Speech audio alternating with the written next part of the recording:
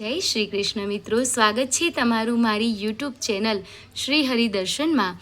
હું અને મારા કાન્હાજી આપનું હાર્દિક સ્વાગત કરીએ છીએ.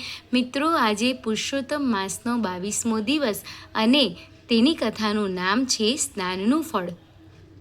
એક બ્રાહ્મણ અને એક બ્રાહ્મણી હતા.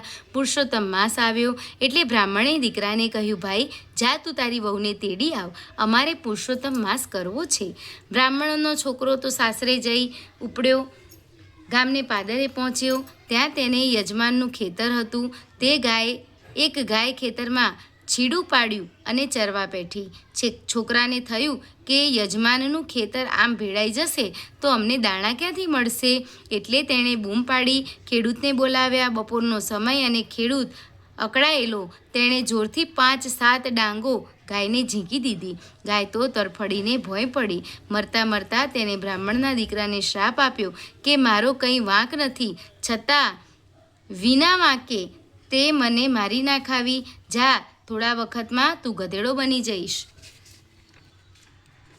બ્રાહ્મણનો છોકરો ગભરાઈ ગયો. તેણે પોતાના અપરાધ સ્વીકાર્યો અને કહ્યું, ગૌમાતા, ક્ષમા કરો. ગમે તે રીતે મને તમારા શ્રાપમાંથી મુક્ત કરો. ગાયને દયા આવી તેથી તે બોલી, જા, તું તારે સાસરે જઈને તારી વહુને તેડી આવ. જો તારી વહુ આખો પુરુષોત્તમ માસ તને સૌથી પહેલો નદીએ સ્નાન કરાવશે તો તું મારા શ્રાપમાંથી મુક્ત થઈશ. એટલું કહી અને ગાય તો મૃત્યુ પામી. બ્રાહ્મણનો દીકરો પોતાના સાસરે ગયો. રાત્રે પોતાની પત્નીને બધી વાત કહી. વાત પૂરી થતામાં તો એ એકદમ ગધેડામાં ફેરવાઈ ગયો. બ્રાહ્મણની દીકરી તો પોતાના મા બાપને સમજાવી ગધેડાનો દોરી તેને સાસરે આવી. ત્યાં તેણે સાસુ સસરાની બધી વાત કહી. સાસુ સસરા તો શોકમાં ડૂબી ગયા. વહુને મનમાં પ્રભુ ઉપર વિશ્વાસ અને વચનમાં શ્રદ્ધા હતી એટલે સવાર સૌથી વહેલો ઉઠી અને ગધેડાને નદી કાંઠે લઈ જઈ નવડાવે અને પ્રભુ ભજન કરતી ઘરે આવી.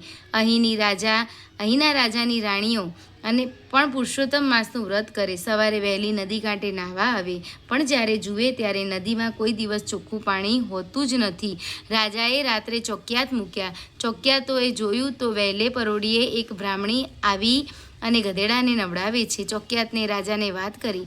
રાજાએ કહ્યું, જાઓ, આજે એ ગધેડો લઈને આવે તો ગધેડાને અહીં ખેંચી લાવો અને બાંધી દો. રાજાની આજ્ઞાથી ચોકિયાત વહેલી સવારે નદી કાંઠે ગયા. બ્રાહ્મણી ગધેડાને નવડાવવા લાગી એટલે તેની પાસેથી ગધેડાને પડાવી લીધો અને રાજમહેલે લઈ ગયા. બ્રાહ્મણી તો રોતી કલ્પાંત કરતી રાજમહેલે ગઈ અને માથું પછાડી અને હૈયાફાટ રુદન કરવા લાગી. રાજા આશ્ચર્યમાં ડૂબ્યો. તેણે પૂછ્યું, બેન, તું આ એક ગધેડા માટે આટલું બધું રુદન કેમ કરે છે? મહારાજ, એ વાત હું પુરુષોત્તમ માસ પૂરો થયે કહીશ. હમણાં મને મારો ગધેડો પાછો આપો. રાજા સમજુ હતો. તેણે બ્રાહ્મણીની વાતમાં કંઈક ભેદ સમજાયો. તેણે ગધેડો પાછો આપ્યો. બ્રાહ્મણીએ ફરી પાછી નિત્ય નિયમ મુજબ વહેલી સવારે ગધેડાને નદી કાંઠે લઈ અને પુરુષોત્તમનું નામ લઈને સ્નાન કરાવવા માંડ્યું. પુરુષોત્તમ માસ પૂરો થયો. બ્રાહ્મણી ભગવાનનો ઘીનો દીવો કર્યો અને પ્રાર્થના કરી કે હે પ્રભુ, હે ગૌમાતા, મેં મારા પતિના સાચા મનથી સેવા કરી હોય તો મારા પતિને શ્રાપમાંથી મુક્ત કરો. એટલું કહેતામાં જ તો આ ગધેડો તેના પતિના રૂપમાં ફેરવાઈ ગયો. આખું ગામ વિસ્મય પડ્યું. આ વાત રાજાને જાણવા મળી. સૌએ મુક્ત કંઠે બ્રાહ્મણીની પતિ સેવા અને ધર્મ ભાવનાના વખાણ કર્યા. જય પુરુષોત્તમ ભગવાન, જેવા બ્રાહ્મણીને તમે ફળ્યા તેવા સૌને ફળજો. મિત્રો, આ હતી પુરુષોત્તમ માસની 22મા દિવસની વાર્તા. ફરી નવી વાર્તા સાથે મળીશું.